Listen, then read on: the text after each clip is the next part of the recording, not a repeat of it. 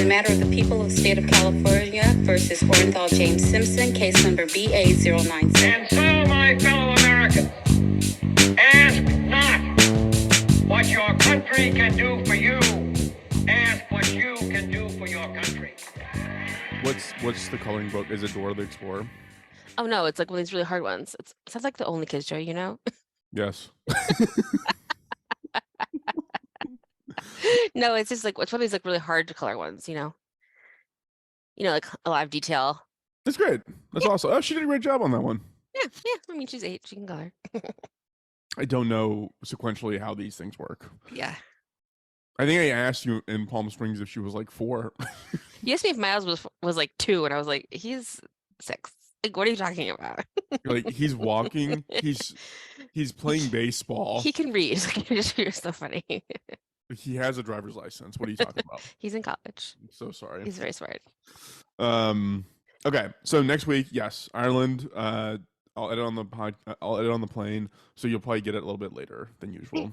That's fine. But yeah, the whole family's coming over. They're gonna like send me off like I'm Jack in Titanic. Oh my god, that's so funny. They're gonna like drape you in an Irish flag and like you over there? Oh, it's Coronation Day too. Did you see that this morning? Coronation. What does that mean? King Charles was. Oh my god, who gives a shit? I think today, but I mean, you lost me. No. But my point is that the people in Ireland are going to be riled up because they hate them. Okay, so do you know that Ireland is actually 2 countries? Yes.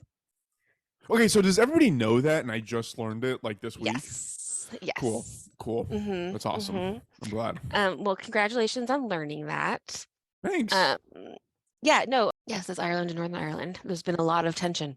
A lot of people died.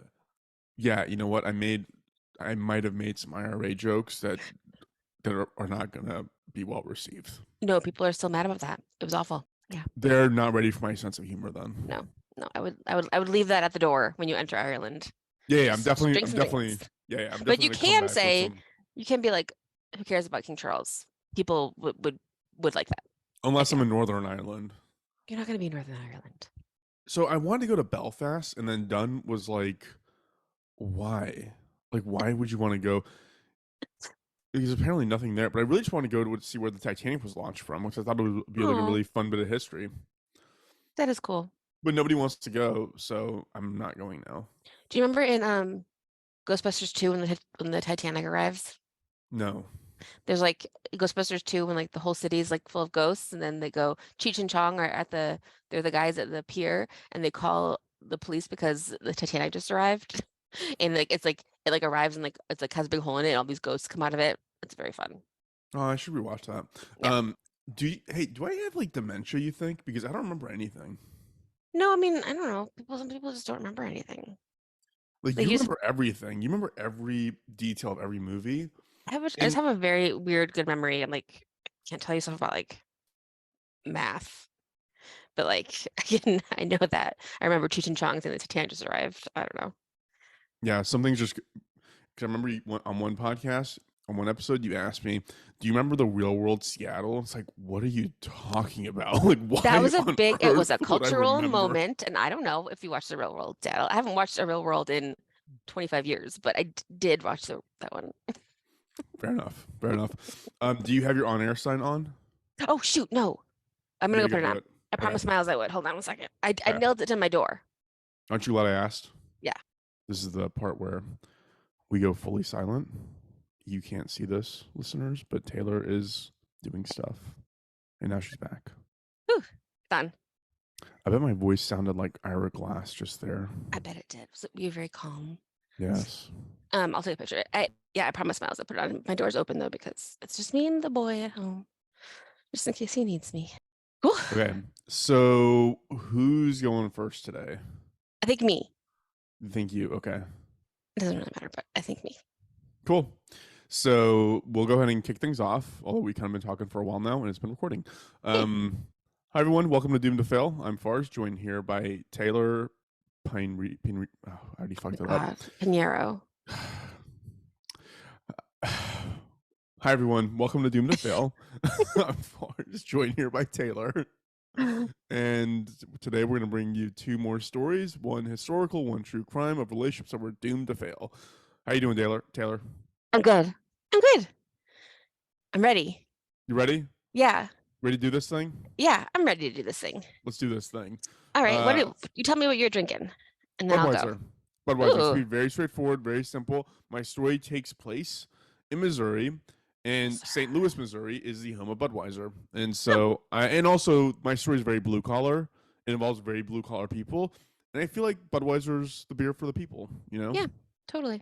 I get It's that. not all hoity toity. It doesn't call itself champagne of beer the way Miller does. I think I it's know. all Miller. fancy and Who do they think they are? their monocles. Yeah. Their top hat and monocles. Drinking a Miller Light out of a champagne flute Oh, at the God. coronation. At the coronation of the king Of who we course. fought to secede from people. Have Yeah. we forgotten already? Yeah. Have you forgotten already? It's just a blip in history. There you go. Ridiculous. We're such patriots. No, I never want to be called a patriot, but I mean, whatever. You're alienating us from our I am audience. not. I am not. I do not identify that way, but we can whatever. Cool. So I'll go first, and we'll go back in time, and we are drinking Radiathor, which is water infused with radium. It was a patented mix of water and radium. It was manufactured in 1918 to 1928 by the Bailey Radium Laboratories in New Jersey. It was like a miracle drug that would make you feel better if you were like in pain or whatever. That was what it was supposed to be used for.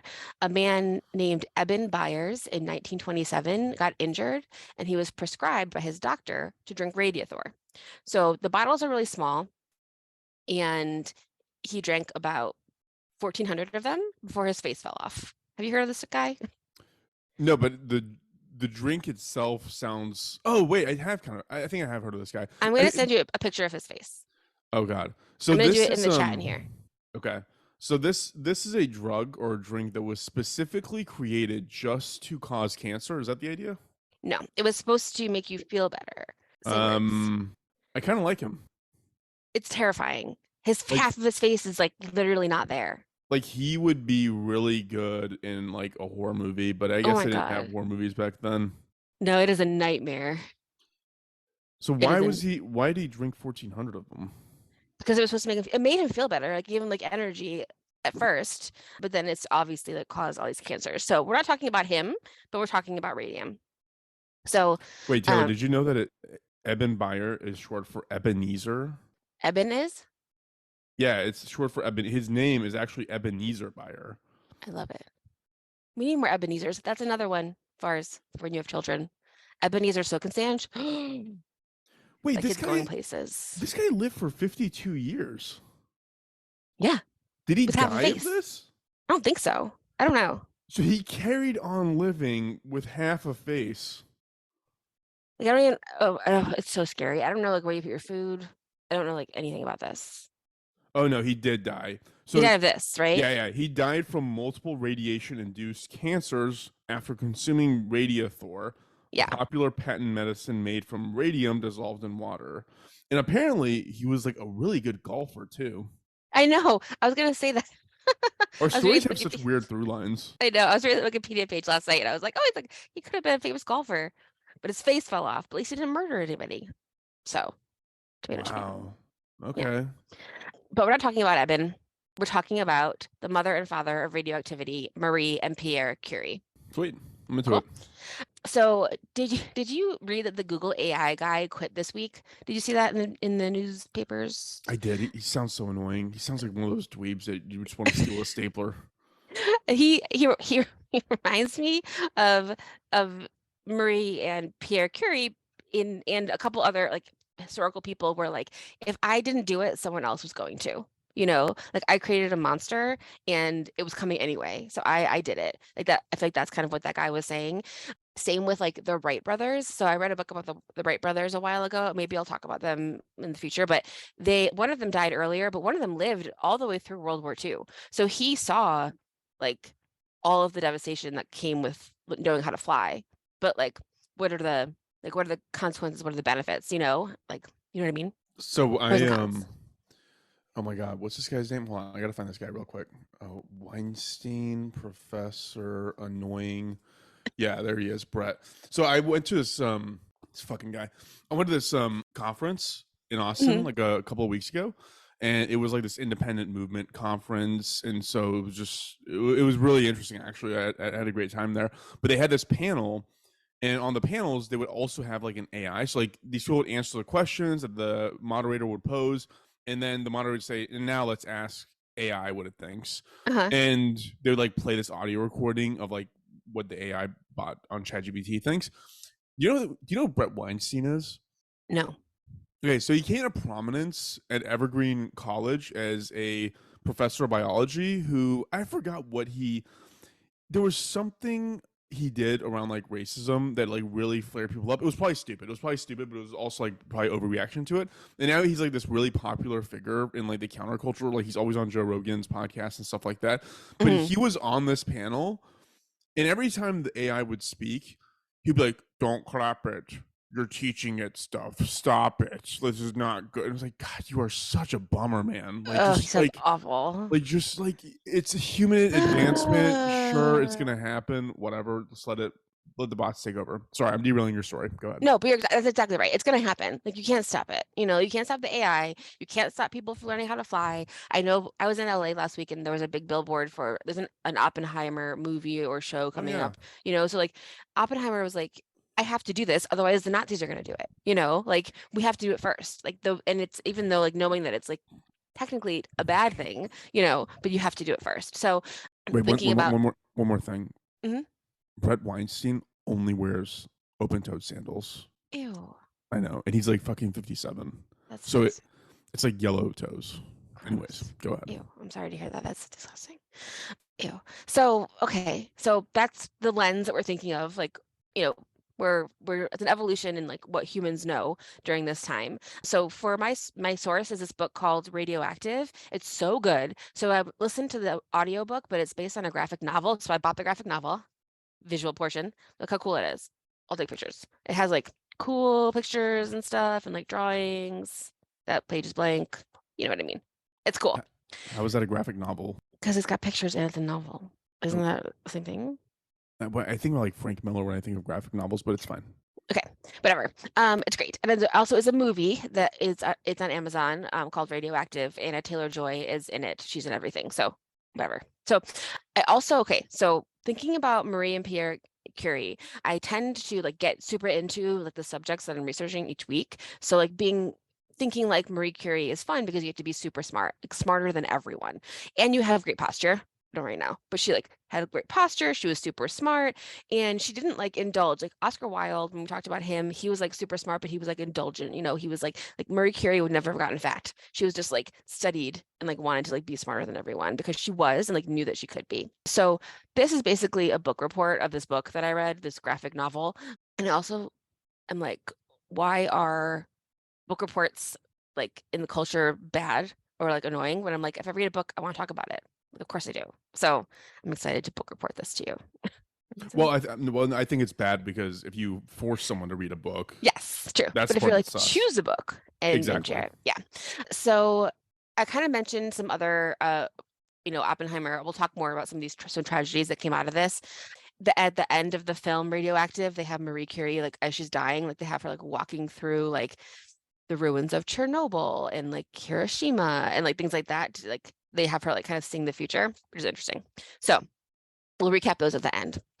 So Pierre Curie was older. He was born on May 15th, 1859 in Paris. His father was a doctor, encouraged him to go into science. He had a degree by the time he was 16 and started working at the Sorbonne, which is a school in Paris. They say that like all the time. So Sorbonne. Marie was born Maria Sladkova on November 7th, 1867 in Warsaw, Poland. So she was the youngest of 6 children in Russian-controlled Poland. It was very tightly controlled by the Russian government at this time. When she was 16, she went to visit family in the Carpathian Mountains and like started to like really get into science and nature. I only really mention that also because whenever I hear Carpathia, I think of Vigo from Carpathia, which is also from Ghostbusters 2. Yes, we did not record that part, but me and Taylor were discussing Ghostbusters earlier on before we started recording. So it's another Ghostbusters 2 reference. But yeah, so Vigo of Carpathia. If you know, you know. So Maria, when she was still Maria, she wanted to study. She was really smart and she wanted to learn more. The Russian like rulers didn't want Polish people, especially women, to get an education. They wanted to like quelch like Polish history, culture, language. They didn't want anybody to learn anything. They just wanted them to like, serve Russia. So she joined a secret school called the Flying University, which is called flying because it was like in secret places and they would take like math classes and chemistry and like all like in people's apartments and back rooms and that kind of thing. The Flying University was founded in 1882 and she attended from 1891 to 92 before she got the money to study at the Sorbonne in Paris. And it was eventually shut down, the Flying University, by Russia in 1905, which is probably a fun story that maybe we can talk about later, but that's pretty cool. But before she was able to go to Paris, she needed to raise some money, so she took a job as a governess for a family just outside of Warsaw. While she was there, she fell in love with the son of the family. He was like older, and they fell in love.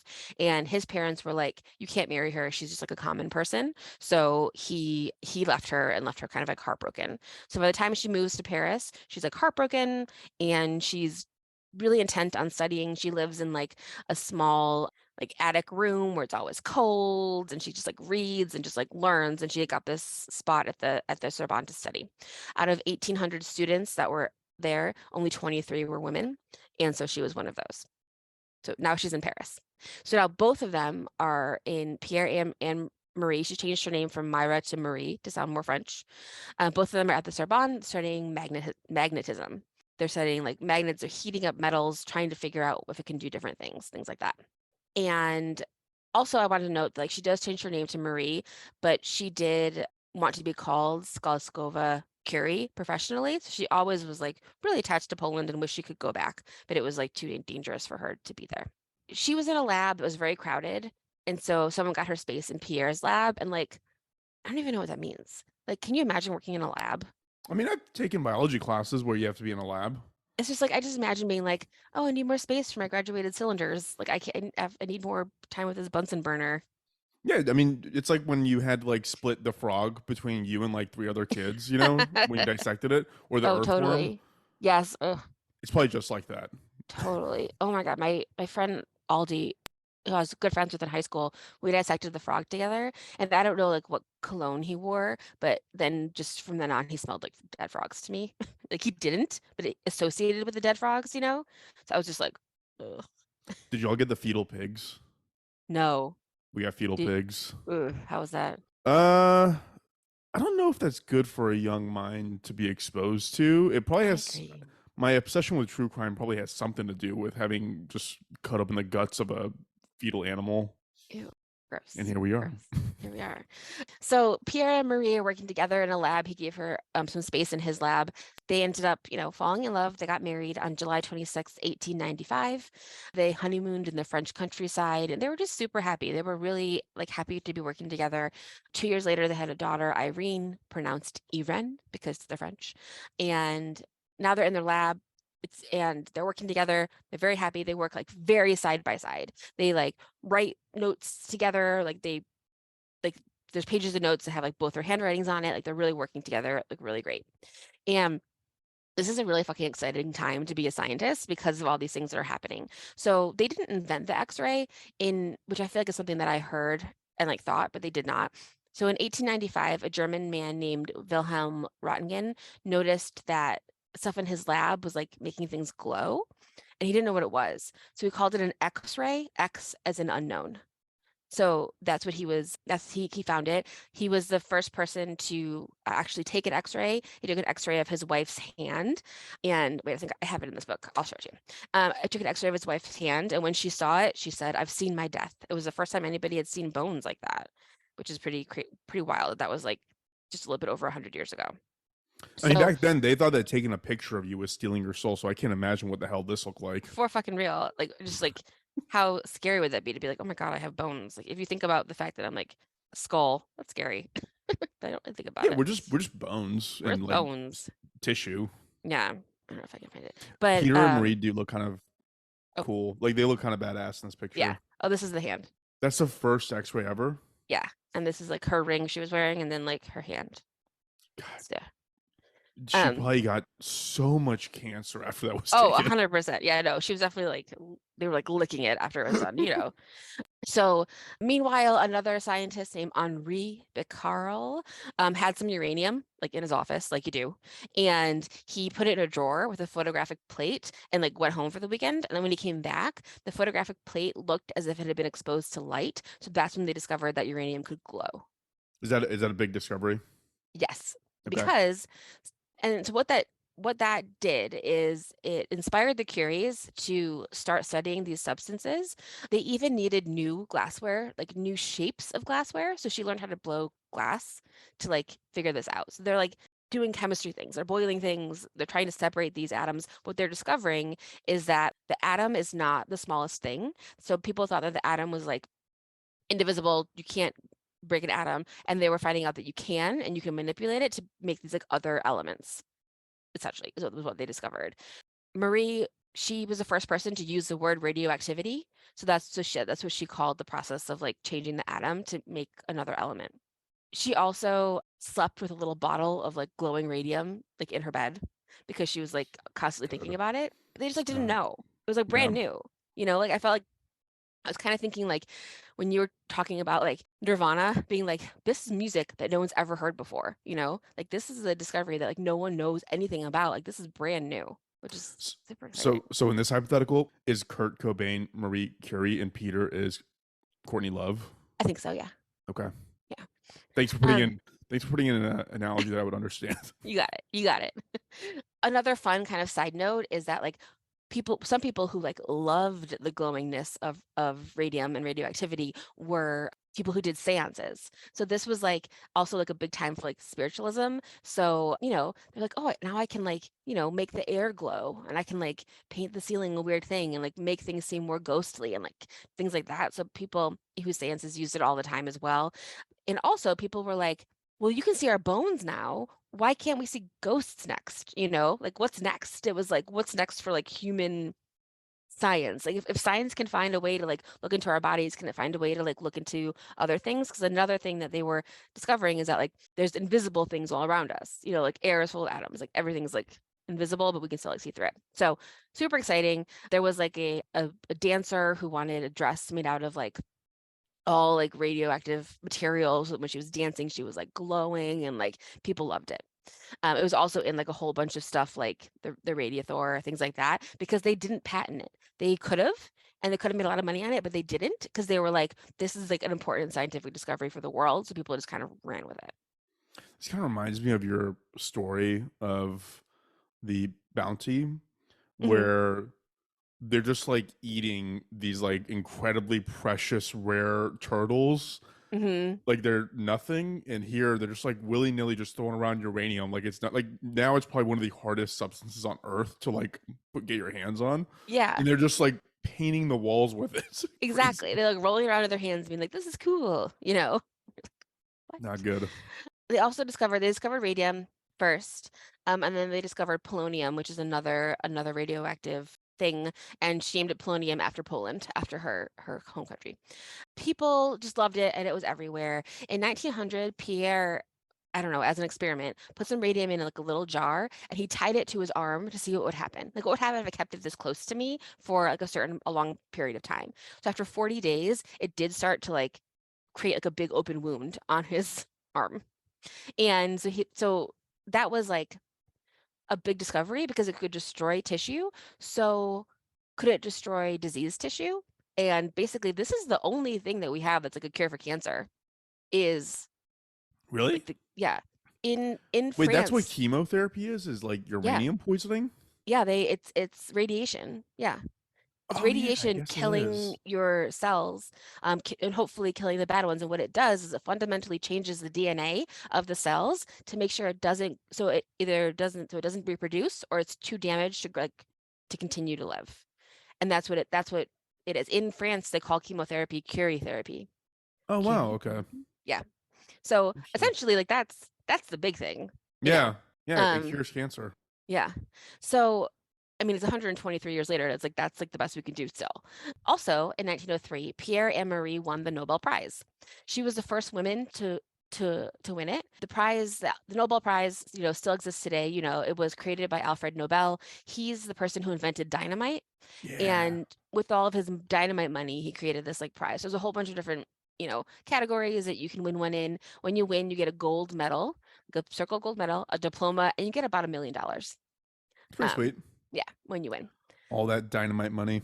All that dynamite money.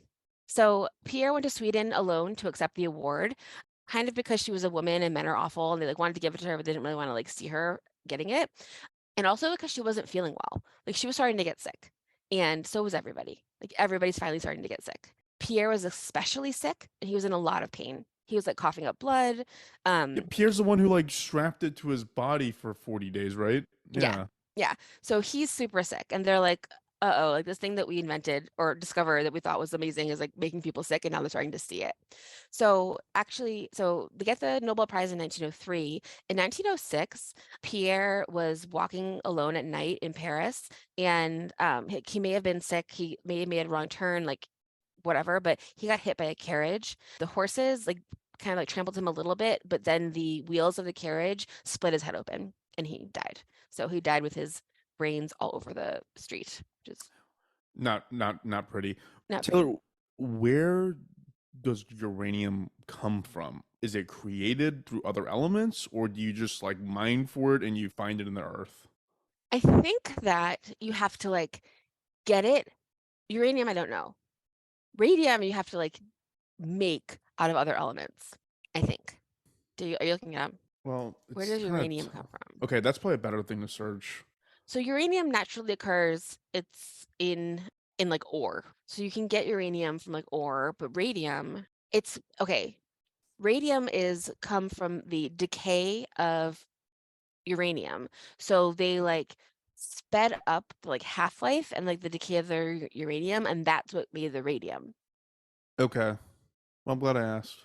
I mean, I'm glad you asked too, because I don't know. I only still sort of understand it, but yeah. Like yeah, that's what I'm saying. Like they're in their lab, like they figured out it took like millions of gallons of water and like millions of hours and millions of like cubits of gas to like heat the water and all these things to get like half a gram of radium. Like so they'd had to like distill it in some way to get Right. it. So Marie was devastated. She had two kids at this point. Pierre is gone. So she was given Pierre's professorship at the Sorbonne, which is bittersweet, because it was exciting that she was able to get that job. So he was a professor there. She was the first woman. She's actually also the first woman in France to get a PhD. And so she was now a professor. 4 years later, after Pierre's death, Marie began an affair with a former student of Pierre's named Paul Langevin. Paul Langevin was married. So that was the bad thing when they like had their affair, and his wife was really pissed. Like fair, but she in the movie is played by the woman who plays Jen Barber in the IT Crowd. She's like hard to take seriously because she's so funny in the IT Crowd. But so she was like going to make it public. She's going to publish their letters. She's going to tell everybody. She like wanted a divorce. She was just like so mad about this. Paul himself was super smart. In the 1940s, he would be arrested by the Nazis for being in the French Resistance. So he's super cool.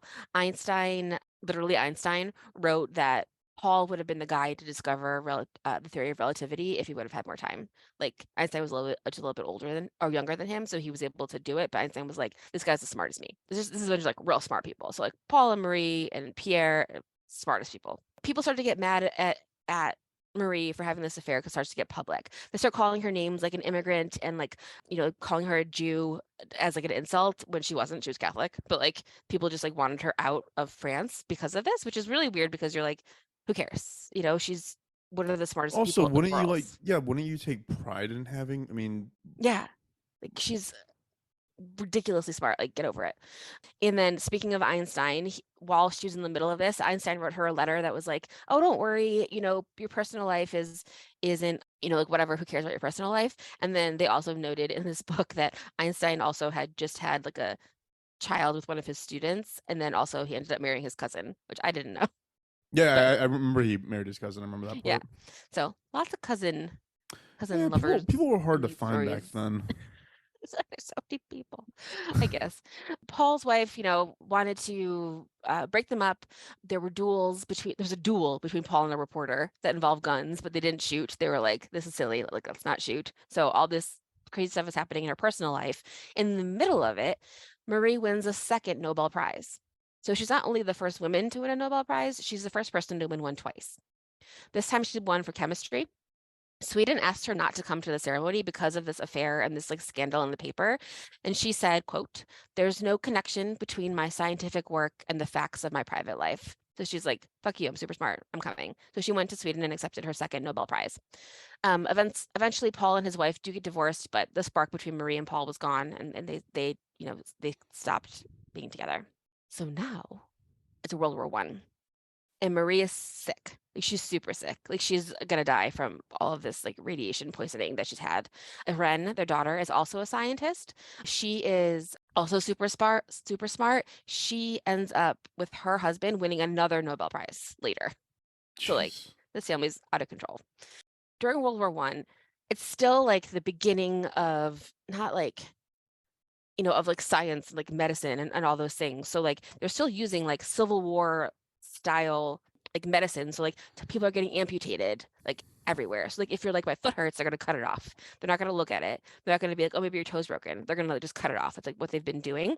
And Irene goes to her mom and she's like, Mom, you can help these people by giving them x-rays. So they invented the first portable x-ray machines and they brought them to the battlefields of World War I. They made 18 mobile x-rays. So they put them in like an ambulance and 200 non-mobile ones and just saved countless lives because they were like, this guy's hand is broken. He needs a sling. He doesn't need to have his arm cut off. Right. And so it saved a ton of people. Also, going back to Paul, just I think one more thing about him, he created the first submarine detector. So he essentially created sonar. So they did a lot of help like during the wars as well, like, during both world wars. So after this, Marie, developed an institute, the Curie Institute in Paris, where people could study. She went to the U.S. She met with President Harding. She like traveled around the world talking about what she had learned. But her health was failing. Obviously, she could barely see. She could barely walk. She passed away on July 4th, 1934, of various radiation poisonings that led to like anemia. Makes sense. Irene and her husband also, they won that Nobel Prize, but they also had some health problems because of all of the radiation. They had a daughter named Helena, and Helena in 1948 married Paul's grandson. So Marie and Paul, their grandchildren, got married, which is lovely. Yeah, that's cute. Because they were happy too. So Marie and Pierre are both interned in the Pantheon in Paris. Their bodies were moved there in 1995. They were in a cemetery and they got moved there. Their bodies and their work are still super radioactive. Their coffins are lined with lead. And if you wanted to actually look at their like notebooks, you have to like wear a hazmat suit and Yeah, you of can't touch course. it. With the way that radium works, like the half-life, so like half-life is like, and this time it'll be half, and then it gets like faster and faster. Her body will be half as radioactive as it is right now in 1,500 years. So she's gonna be radioactive for like a really long time, Wait, how old was she when she died? like 64. I mean, she lived like I mean, for that time, that's probably like a normal lifespan, right? Yeah, I think so too. All things considered. Yeah. Just juggling with the most toxic chemical substances in the world. Yeah, like literally holding it. That's their story. And no matter what happened, from their discoveries, like Maria Sklarasova, aka Marie Curie, she was like obviously like a pioneer for women in science. She broke down glass ceilings, or even heard about glass ceilings. But I do want to talk about some of the bad things, like some of the kind of crazy things that happened, from these discoveries. So in the 1920s, also in New Jersey, I don't know if you've heard this story, but there was a watch factory called the U.S. Radium Corporation, and they would make those watches to make the hands glow, Yep. which is great. And the way they would do that is they would paint the hands with radioactive paint, and it was such a fine line they needed to paint that the women who did it would just like lick the brushes. So their faces also fell off. Yeah.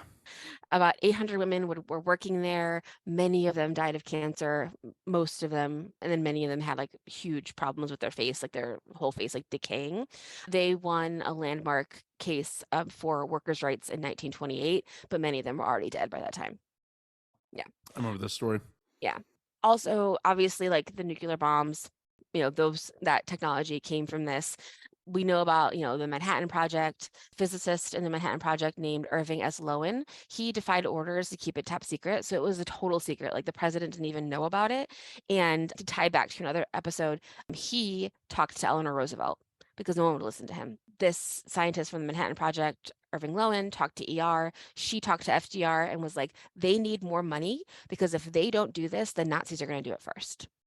So like that is the absolute worst case scenario is if the Nazis get a nuclear bomb, so Yeah. we have to work it faster. So they got more money, but Irving Lowen was fired and never like got any like recognition for being the person that like actually got it over the thing. Obviously, the US got it first. On August 6th, 1945 at 8:15 in the morning, the United States bombed the city of Hiroshima, Japan. The stories are unbelievable. The destruction and the confusion, everybody holding their skin. In the movie, they do a great scene where it's just like they're in Japan and there's like kids running in the streets and like all these beautiful signs and like all this stuff. And then someone looks up and just like sees it coming and they just like get destroyed. In this picture, in this book that I have, I'll take a picture of this too. There's like this paper cutout of someone, like a black figure of a body, and this Japanese woman had cut it out as like an art project because when she found her father after the bomb, he was totally black. His skin was totally black, and when she touched him, the skin came off and she saw his muscles. Like that's how burned, and people were just like carrying their skin, and then obviously more people died because of radiation afterwards. So unbelievable. In the 1950s, they were still doing nuclear tests in Nevada around all these like fake towns where they would like fill the houses with like, mannequins from J.C. Penney and Oh yeah, that kind of. we've all seen The Hills Have Eyes. Yes, exactly. So like that, and it that there's also a new Wes Anderson movie that they're in one of those towns too. That's coming out, I think, soon. So that will be fun. So everyone who lived around those towns has cancer. Makes sense. It's just obviously. One of my favorite stories is, I'm looking this up now, was Oppenheimer getting a meeting with President Truman Mhm. and just being like, this is the worst thing in the world. I have blood on my hands, this, and the other thing. And I'm reading this quote from Wikipedia where it says, the remark infuriated Truman, who put an end to the meeting. Truman later told his undersecretary, I don't want to see that son of a bitch in my office ever again. So he like really pissed Truman off by being all whiny about like the bomb. He was like, Yeah. I got to make the decision and whatever, you can feel however you want to feel about it. Yeah. Fuck.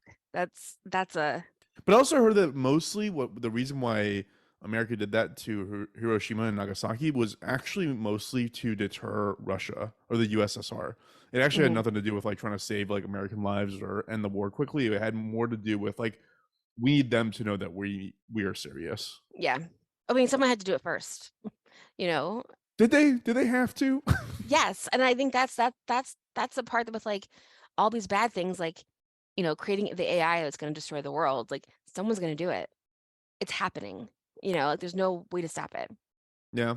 There's also been some nuclear reactor disasters in 1979 at 3 Mile Island in Pennsylvania.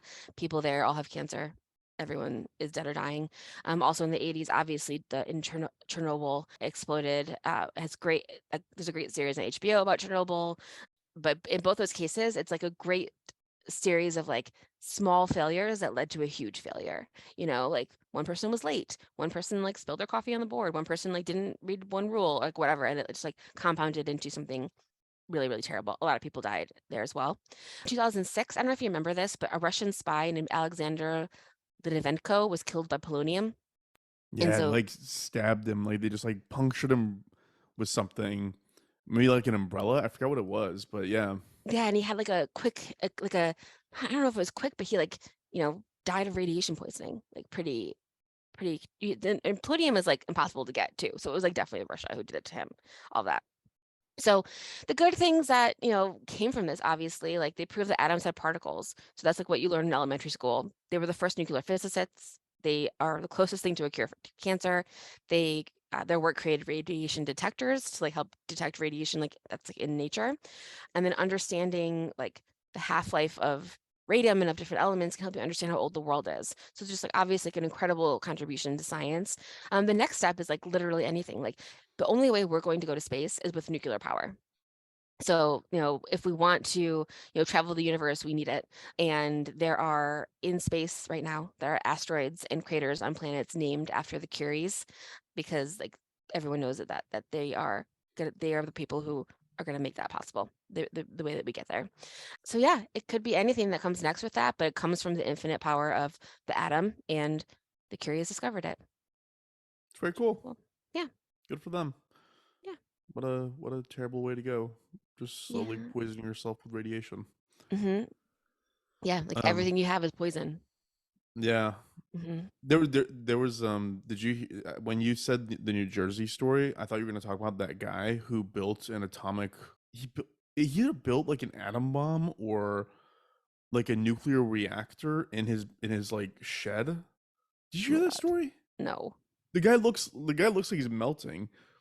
Oh my God. I built radio Nuclear man. I don't know. nuclear man DC. No. Nuclear man built reactor in shed. I mean, once you start Googling nuclear stuff, I'm just like, oh God. Nuclear boy. Yeah, there he is, David Hahn. Okay, That's they found it. it. Yeah. So he they called him sometimes called the radioactive Boy Scout or the nuclear Boy Scout. He was a radiation enthusiast and he Yes. built a neutron source at the age of 17. FBI, and then the FBI learned he was doing this. Whoa. He He died in his should hometown. he should not have that stuff. Yeah. Boy Scout 17 made his entire neighborhood radioactive after building a nuclear reactor in his mom's garden. Yeah. Yep. People shouldn't have that power. Yeah. Wild. Wow. Okay. Wild. Cool story, Taylor. Thanks. I am gonna transition over to the true crime side of the equation. So we're gonna discuss AI again in this Ooh. segment. So I thought I'd do today's episode on a topic kind of similar to last week, which touched on a true crime theme that seems kind of rare, which is crimes and people that we're glad bad things happened to, kind of like last week. Yeah, okay, that makes sense. With Marge. Yeah. So I kind of discussed this too, like where people have a tendency to aggrandize the dead and say that people are amazing once they die, when we all know that that's just not always true. Yeah. And there are some cases where people are just like tickled pink that somebody was killed and think that they got their just desserts. So I will say that these stories are kind of tough to find because very few people are eager to celebrate publicly the death of other people. Right? That's Like fair. it's just not considered it's considered uncouth, I would say. Yeah. So I scoured the internet and kept trying to find these stories and I had a hard time. So I went to our AI friend ChatGPT. Ooh. And I asked the question, quote, what are some situations where people were glad someone was murdered? And here's what the AI replied with, quote, as an AI language model, it is not appropriate or ethical to provide examples of situations where people were glad someone was murdered. Celebrating or justifying the taking of a human life goes against fundamental principles of respect for human dignity and the value of human life. Yeah. Murder is a serious crime and should never be condoned or celebrated, regardless of the circumstances. It is important to promote peace, justice, and nonviolent solutions to conflict. I felt like I was getting lectured. Sheesh. Yeah, it's judging you. You're on a list. I'm definitely on a list now. How elaborate is that? It's so funny. But it's also like it's kind of gross because it's like this weird response of like the dignity of human. It's like, are we really that sad that Bin Laden's dead? Like, do we really not think that all human life is really equally valuable? No, of course it's not. Yeah. It's just like this weird response that I don't know. It's tone deaf at the very least. That's But I definitely am on a list now. So anyway, finding info on people the world is glad is dead. It was kind of hard to do. But I did find two stories I thought were basically that, and they all had they both had one centralized red flag, which was don't be a dick. And if you are consistently a dick to enough people, expect people to kill you. So I'm not going to do both stories today. I'm going to do one of them, and I'm putting the other one in the back pocket to use another time. But I'm going to start with a story of a man named Ken Rex McElroy. Have you heard that name before? I know a story about this topic. I don't know if it's the one that you're going to do, but I don't want to say anything, so you just go. Okay, it probably is. Okay. It's a very famous story. Okay. So Ken was murdered in 1981 at the age of 47. And to say people were thrilled to see him go would be an understatement. So Ken lived in Skidmore, Missouri, which is a small farming town that is only known for Ken's murder and for what's called a punkin show. Not pumpkin, punkin show, which, I mean, I researched this a little bit. It's kind of like a festival. There's like tractor pulls. It's like a county fair, but even like smaller and more isolated than that. Are there pumpkins? Can you bring one? There was no pictures of pumpkins. It looked like it looks like a thing where you just go there and eat funnel cake and watch like tractor pulls, which I don't even know what a tractor pull is. I don't either, but I know what funnel cake is, and I like funnel cake. Funnel cake's great. What don't they call them, elephant ears too? Yeah, I think in like New Jersey they call them that. Yeah. Right? Yeah. So going back to Ken, sorry, sidetrack. Ken's childhood is basically what you would expect. He had 15 siblings, and so his parents did what they could. Yeah. These people hated protection. Oh my like, God. They really, really hated protection. That's hilarious. But like obviously when you have 16 children total, because Ken's one of them and he had 15 siblings, he kind of just raised himself. Yeah, totally. And by virtue of raising yourself, you become kind of a small-time criminal. Yeah. Ken would have 21 charges brought up against him for basically just stealing of various things. And all 21 times, the charges were dropped because the main witness would be intimidated into not showing up for court and testifying against Ken. So that was his tactic. He would just do terrible things and then intimidate the people that could actually put him in jail for doing those terrible things. Amazing. How many people are in the town? I don't know. I should look that up. I'm going to look that up right now. Population of Skidmore. So as of 2020, it was 1,400. So back then, probably 1,000, give or take. Oh yeah, that's real small, and like most of them are his siblings. Yeah, he's related to most of them. Yeah. So like 10% of the city is his siblings. So and also his progeny. So as Ken grew up, he was kind of a womanizer, which I don't even know how that works when you're this scummy. So Ken had 10 kids with various women. Ew. Yeah, all he does is steal shit, and he won't want to have his kids. It's the weirdest thing. He ended up marrying a woman named Trina, I think it's Trina, who she'll become important later on in the story. I read the following and decided to just quote it directly because I literally had no other way to paraphrase this description. This is describing Trina, okay? Quote, they met when she was 12 years old. He raped Trina repeatedly. Her parents initially opposed the relationship, but after Ken burned their house down and shot the family dog, they begrudgingly agreed to the marriage, end quote. I think it's more begrudging that just throws me for a loop. Like, what are you talking about? Like, oh my gosh. Who are these people? It says, it literally says they begrudgingly agreed to the marriage after he raped her, burned down their house, and shot the family dog, which will be a theme, by the way. Oh my God. Yeah. Begrudging. I can see I can see them being begrudged by that. Yeah. Oh, that's a little inconvenient. Yes. It's like the equivalent of like a traffic jam is basically how they're describing it. Anyways, okay, so Trina gets pregnant at 14 years old. Oh my God. And at this time, mind you, Ken is already married to a woman named Alice. And then Trina comes and lives with Ken and Alice, and Ken marries Trina at this time because she's pregnant, and it is the only way he can avoid statutory rape charges. So he tells his wife, honey, I'm sorry, we gotta bring this child into the marriage, and I need to divorce you and marry her so I don't go to jail for statutory raping this 14. Like, who are these people? Like, I doubt he said I'm sorry. I Yeah, thought he he was definitely did not like, say I'm sorry. yeah. I'm just like, who are these people? Like, Oh my God, awful.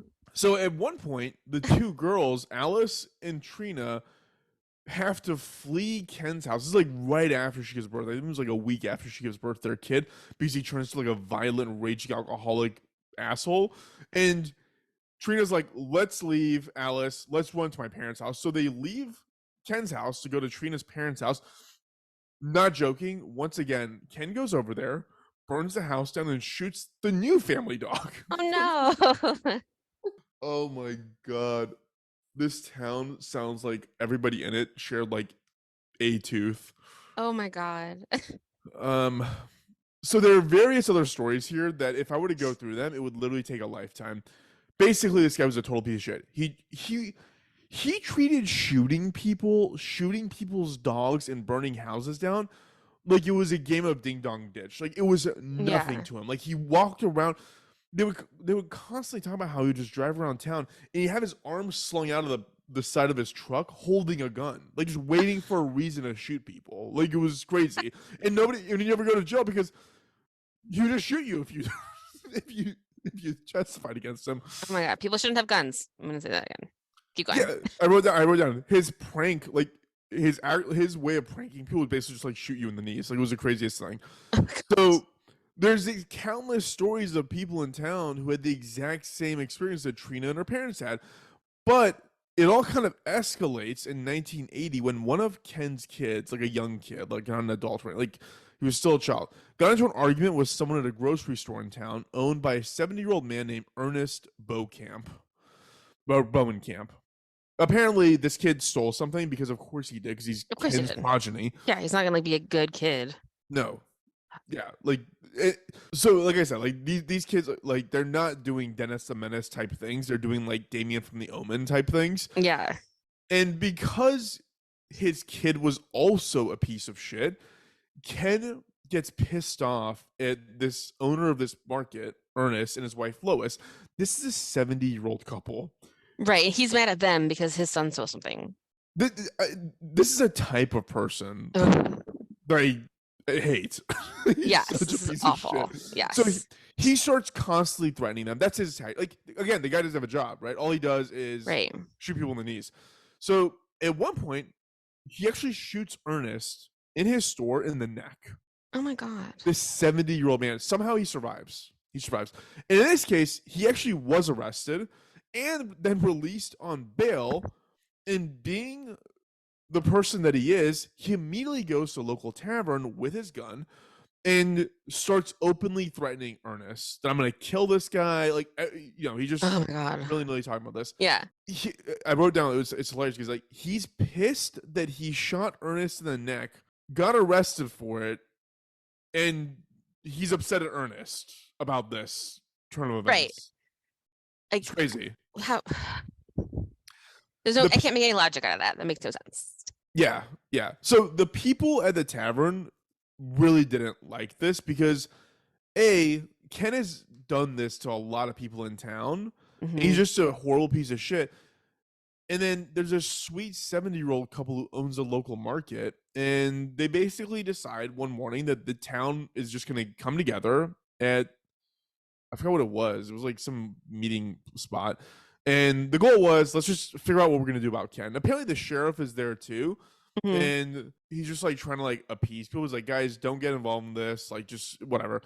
So the sheriff's trying to chill people out, saying like, Wink, he's wink. probably gonna go to jail. Yeah, Yeah. exactly. Like, he's trying to, but he also doesn't do anything to stop anyone. He like drives out of town after this meeting. Mhm. During the meeting that the town folks are having somewhere, Ken and his wife Trina go to the local tavern for some drinks. People at the meeting find out that Ken was there, and the citizens decide, let's all go to the tavern. Mhm. From what I could gather, it wasn't obvious that Ken understood what was going on. Like it seemed like he was just kind of drinking, and then the bar just filled with people, but like nobody was like surrounding him or anything. It was just like, let's all just be there, you know? Right. So Ken leaves the bar, he gets in his truck, and it is there that he is shot twice. Well, there's a lot of bullets flying, but he actually shot twice by two different caliber weapons. In total, 46 people witnessed the shooting, including Trina, who was in the truck with Ken when the firing started or the shooting Mhm. started. And Trina identifies a gunman, but was countered by 46 other people who said they didn't do it or they didn't see anybody who did. It is kind of now agreed upon that the person Trina identified is probably the person who started the shooting. Mhm. It's assumed it's a guy named Del Clement and probably his brother who killed him. But it doesn't seem like they did it because Ken's a jerk. It kind of seems like they did it because it was a business move for them. So Dell and his brother owned that tavern, that bar in town, the only bar in town. And Mhm. apparently, anytime Ken came into that bar, which he came in a lot, people left because nobody wanted to be Yeah, around him because he's a jerk off. I And bet. and so it wasn't thought of as like, oh, this was in retaliation for being the biggest jerk in town. It was like, no, I got to kill this guy because he's driving away my customers. I got to like get rid of Yeah, him. because he's the biggest jerk in town. Well, yeah, okay, yeah, expo facto. Yeah. I think I said that right. So what's interesting is a lot of these people, like these town folks. I mean, this happened in like 81, right? Yeah. A lot of these people like are dead. Nobody said anything. I like, love that. like on their deathbed. So it was presumed Dell's gonna like confess this. Like obviously all these people died of cirrhosis of the liver. So like it was a slow death. So nobody was like being killed in car accidents. But nobody said anything. It was all assumed like Dell on his deathbed is like, yeah, whatever. It was me. Sue me. Nothing. Nothing. Nobody's talking about this. I did read in one it was like a forum where this guy who said he was like 12 years old at the time Uh-huh. commented saying, I was there, my mom took me down there, and we all know who did it, and I know who did it, and I'm also not like it was like I don't know, it's like the claim to fame of this town is the killing of this one guy, so nobody wants to talk about it. Yeah, because the DA wouldn't press charges. Yeah. The FBI actually investigated because the FBI was like, guys, we can't have vigilante justice. Like somebody should do something about this. And still, nobody went to jail for it. Because Mhm. it just seems like in general the entire town was happy that this guy was dead. It's funny, I read this part. This is so human. Ken was buried, obviously, and his tombstone reads, this is incredible. Quote, beloved Ken, brave, fearless, compassionate. End quote. Ew. And they left off the fucking child rapist and elder abuser part where he shot a 70-year-old man in the neck and raped a 12-year-old. It's just like, why Yeah, do we do he was this? none of those things. He was Like, none of those why would things. you Like, rate that? Yeah, you're and then totally right. ChatGPT sitting there lecturing me on like the dignity of human life. It's like, come on, like so ridiculous. Trina, in her defense, she sued the city. I don't get this woman. It sounds like Ken was the worst thing that ever happened to her, but she like still wanted to like make something out of this. She sued the city and the sheriff for $5 million. Again, the town. Wait, no, this is Skidmore, Texas. I looked up as 1,400. What's Skidmore, Missouri? Oh my God, Taylor. What? Was it Guess less? how many people are in Skidmore, Missouri as of 2021? 500. 225. No. Dude, that means Ken and his family probably back then were legitimately 10 to 20% of the town. That's crazy. Let's Zillow it. Yeah, you could probably be the richest person in Skidmore, Missouri. Yeah. I mean, is it even possible they have Zillow there? Skidmore. There's one house for sale for $49,000, 2 bedrooms, 1 bath, 681 square feet. Oh God, it's broken. It's broken? Yeah, this house is broken. Yes, it is. Windows are broken. It needs to be torn down. Oh my God. Wait, let's see if they have condos and townhomes there. Yeah, that's a tear down. Wow. Yeah, there's nothing for rent. You can't move there. That's Yeah, it's very like two. It's unfortunate. like what one big street and then like a bunch of small streets. It's very small. Wait, I'm gonna Yelp and see if they have a diner there. I bet their diner's gotta be really good. Is that bar still open? Let's find out. Skidmore, Missouri. Google along with us, friends. Oh wow. They have a place. It's called Good Time Charlie's. Nice.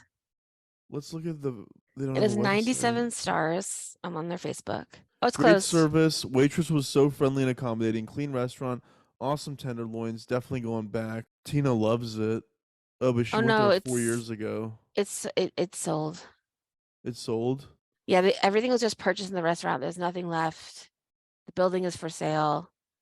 You can buy the building for $59,000. Wow. Well, so okay, so factor all that in when I tell you this, that Trina sued the city for $5 million. Oh my God, they don't have $5 million. $5 million. Like, what on earth are you thinking? Yeah. And eventually, they settled at 17,000. So yeah, she ended up moving away. She ended up getting remarried and dying at the age of 55, probably of like lung cancer. Because of course, I don't mean to be like this, but we get the kind of people we're talking about here. Are So they, well, how are their children? Ken's 12 children Hmm. or 10? I don't know. Let's find out what happened to Ken's children. Ken Rex McElroy children. They all have to be on death row, probably, right? I mean, I can't imagine that there aren't a bunch of them in jail. Gosh, His with Good score Time was Charlie's being closed, like, what else do they have there? nothing. You just go there to die. I'm sure there's other places you can go. I mean, my town's very small, but it's still. Oh, one place is called The Pub. Jeffrey managed to locate. One person is talking about Jeff, who's one of Ken's kids. Hmm. I worked with him at school for behavioral problems for children because of course. He is an absolutely amazing man. He is smart, attractive, sweet, caring, and has a bigger heart than anyone I've ever met. He is patient, kind, and very. I mean, All right, maybe some of them turned out okay. I mean, there's a lot of them. Someone's got to turn out kind of okay. he taught me a lot about life. I It's mean, weird.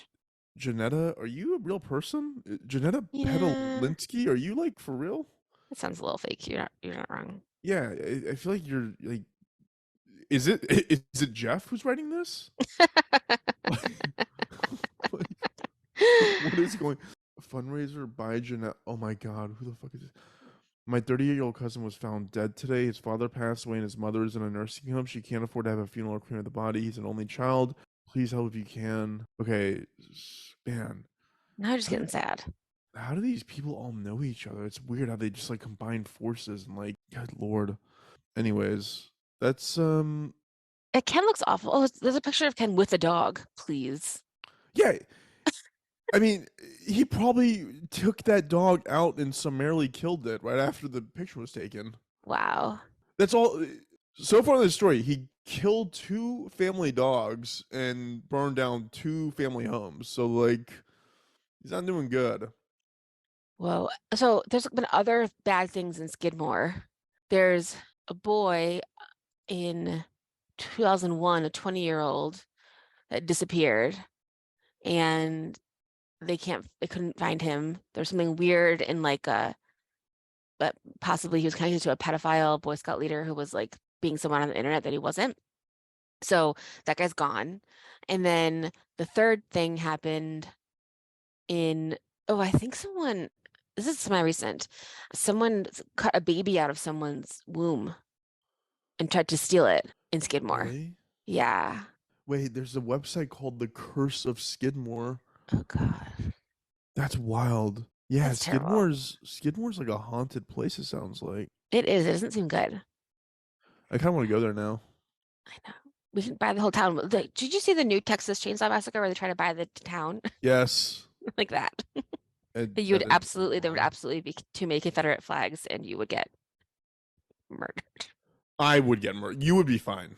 I would maybe be fine, but I'd have to like hide my personality. Wow. Hold on. On October 16, 2000, Greg Dragoo beat and strangled his girlfriend, Wendy Gillenwater. On the day of her death, he beat her brutally, tied her to his truck, and dragged her up and down the road in Skidmore. Jesus, there's only like one road in Skidmore. That's terrible. And then in 2001, Branson Perry disappeared. He was 20 at the time of his disappearance. There are rumors that he was involved in methamphetamine. Of course. Of course he was involved in methamphetamines. Then another person, Bobby Joe, was killed. That's the one who got her baby ripped out of her. Ugh. Oh God, so terrible. Yeah, stole her baby because she faked a pregnancy. That Well, happens like yeah.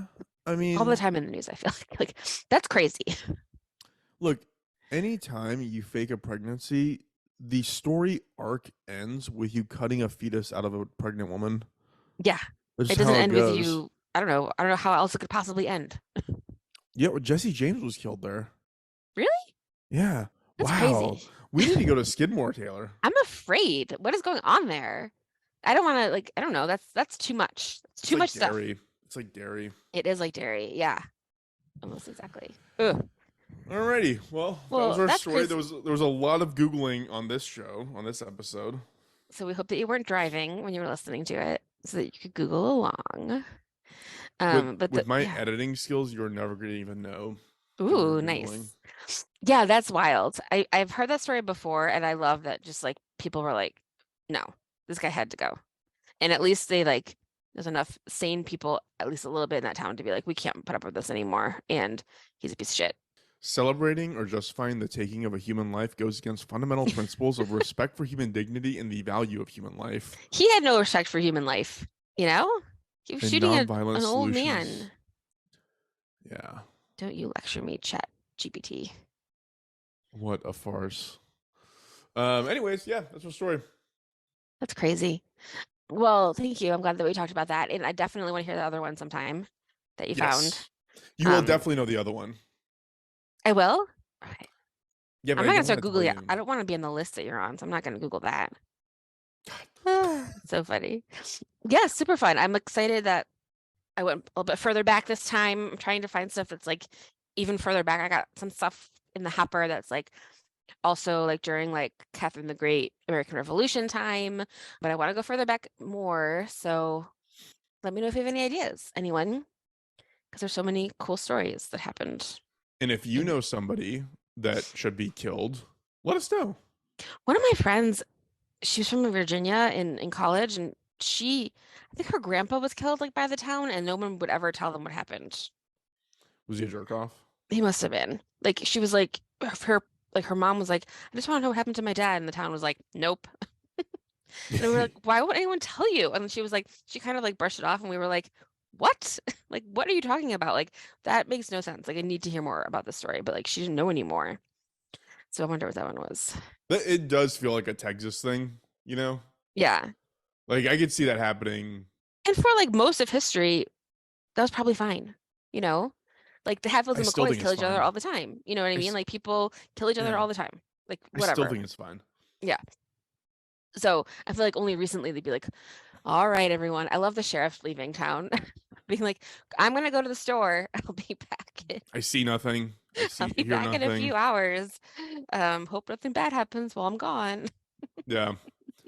Yeah, that's one way to remove all accountability for yourself is just dip. To leave. Good for him. Alrighty, Taylor. Well, that is our stories for today. I Yeah. will go ahead. Oh, do you want to give any shout outs or do anything? No, I just want to say thank you for everyone who's following us. Please continue to follow us.